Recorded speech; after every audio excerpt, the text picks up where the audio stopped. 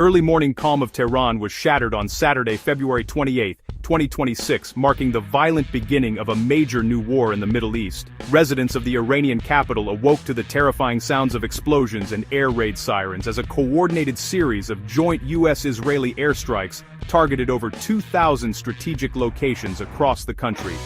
The initial assault was swift and devastating, a meticulously planned operation aimed at crippling Iran's military infrastructure. Just today, on March 2nd, the conflict intensified further as fresh Israeli strikes once again rocked Tehran. Eyewitnesses reported columns of thick black smoke billowing into the sky above the city, a grim visual testament to the ongoing bombardment and the escalating tensions that have now engulfed the entire region. The world is watching as this volatile situation unfolds. The objectives of the US-led military campaign were articulated with stark clarity. In a statement from the White House, President Trump declared that the primary goals were to media group, missile launch sites being bombed, destroyed missile silos in Iran and stockdistribute, equally,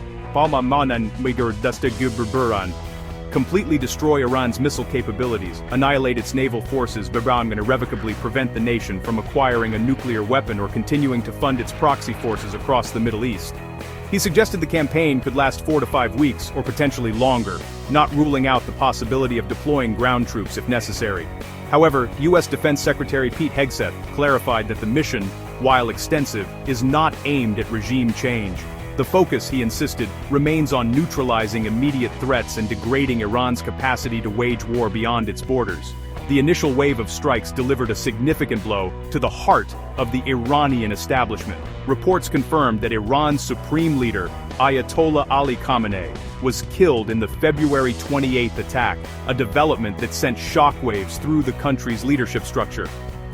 In the wake of his death, a provisional council has been hastily assembled to manage the crisis and guide the nation.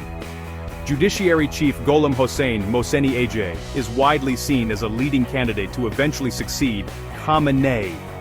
For now, he, along with other senior figures like top security official Ali Larijani, forms a defiant new leadership that has rejected any possibility of talks with President Trump and is steeling the Iranian population for what they are calling a long war. The immediate human and material cost of the conflict has been staggering. According to the Iranian Red Crescent, the death toll within Iran has already surpassed 555 people. In one particularly horrific incident, an airstrike reportedly hit an elementary school in the southern city of Manab, killing over 100 individuals. The United States has not been spared, reporting the loss of 4 service members, with officials bracing for more casualties as the fighting continues. Israel has also suffered losses, with at least 10 people killed and dozens more wounded from retaliatory strikes. The conflict's devastating reach has already proven that its consequences will not be confined to a single nation's borders, with many innocent lives caught in the crossfire. Iran and its allies did not wait long to respond to the massive assault. In the hours and days following the initial strikes, Iran unleashed waves of drones and ballistic missiles, initiating a widespread counterattack. The targets were not limited to Israel. U.S. military bases throughout the region and critical infrastructure in allied Gulf states, including the United Arab Emirates, Saudi Arabia, Qatar, Bahrain, Oman, and Kuwait, were all in the crosshairs. This swift and broad retaliation demonstrated Iran's intent to widen the conflict, turning it from a direct confrontation with the U.S. and Israel into a regional conflagration. The skies over the Persian Gulf have become a new and dangerous battleground, filled with interceptor missiles and offensive drones. The conflict quickly spilled over into neighboring countries, igniting long simmering proxy battles. In Lebanon, Iran's powerful ally Hezbollah launched a barrage of rockets into northern Israel. Israel responded with overwhelming force, conducting airstrikes on over 70 Hezbollah targets, including sites deep within the capital, Beirut.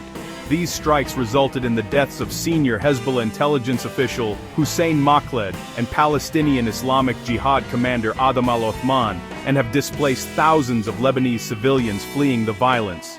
This exchange has transformed the Israel-Lebanon border into an active and volatile front in the expanding war, pulling Lebanon directly into the heart of the conflict and raising fears of a broader ground invasion. The Gulf Arab states, despite their advanced air defense systems, have found themselves on the front lines. Qatar reported that its air force successfully shot down 2 Iranian Su-24 fighter jets, 7 ballistic missiles, and 5 drones, but the attacks forced Qatar Energy to halt all of its liquefied natural gas production. The United Arab Emirates has been under constant threat, intercepting 161 of 174 ballistic missiles since Saturday. One strike near Dubai International Airport caused a temporary shutdown, and another hit an Amazon Web Services data center, forcing its closure. In Saudi Arabia, an Iranian drone struck the major Ras Tanura oil refinery, causing a fire. These attacks highlight the vulnerability of the Gulf's economic hubs to Iran's military reach. The complexity and intensity of the air war have also led to tragic mistakes. In a significant friendly fire incident, Kuwaiti air defense systems mistakenly shot down 3 U.S. F-15 fighter jets that were operating in the area. Fortunately, all 6 American aircrew members survived the incident, but it underscores the chaotic and high-stakes nature of the crowded airspace over the Gulf. As more nations become militarily involved, whether in self-defense or as part of the coalition, the risk of such accidental engagements grows, adding another layer of unpredictability to an already explosive situation. Every nation in the region is now on high alert, unsure of what the next day will bring. The economic consequences of the war were felt almost immediately across the globe, sending shockwaves through critical markets, with the Strait of Hormuz, a vital artery for global energy, effectively closed to transit. Oil prices surged. Brent crude oil jumped by over 8%, climbing to $79.22 a barrel, while European diesel prices saw a dramatic 20% spike. The disruption to energy supplies has raised alarms in capitals from Tokyo to Washington, as countries dependent on Middle Eastern oil brace for sustained high prices and potential shortages. The conflict has starkly reminded the world how interconnected the global economy is, and how regional instability can trigger worldwide financial volatility. The war has also paralyzed international travel and shipping in the region. In the wake of missile attacks near major airports, thousands of flights have been canceled, and carriers are rerouting planes to avoid the newly established conflict zone. Major airports in the United Arab Emirates, some of the world's busiest international hubs, were forced to temporarily shut down, leaving thousands of passengers stranded and disrupting global supply chains. On the seas, major shipping lines like Maersk have suspended all vessel transits through the Strait of Hormuz, halting the flow of goods and further exacerbating economic anxieties. This has led to a sharp drop in airline and travel industry stocks, while investors have flocked to safe haven assets like gold, whose price has risen over 2%. The conflict has also created deep divisions among traditional Western allies.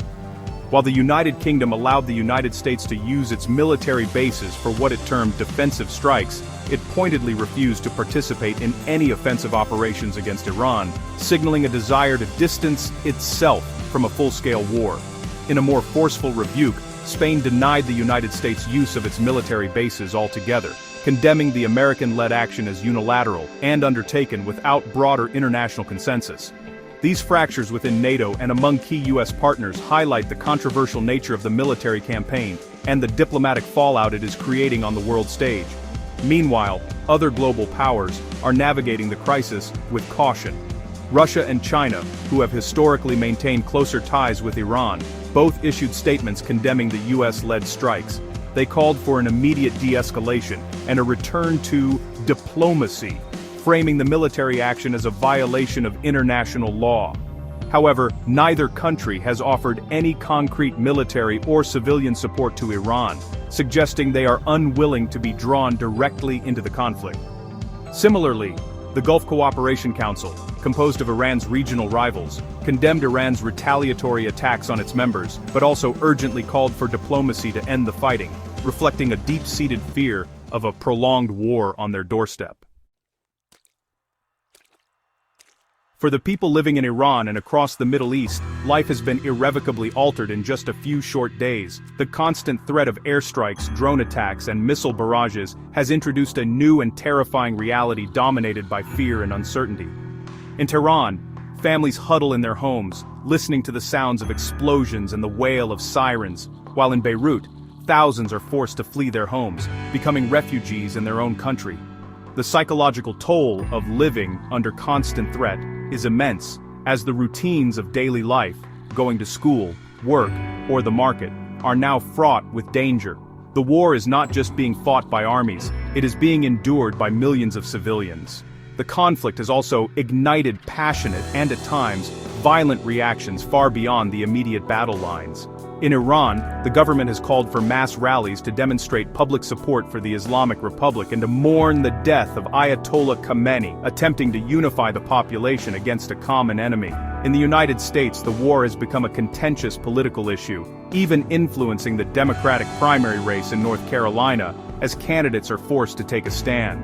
Protests have also erupted in other parts of the world, such as in Kashmir, where demonstrators took to the streets to condemn the killing of the Iranian supreme leader, showcasing the conflict's ability to resonate with and mobilize populations globally.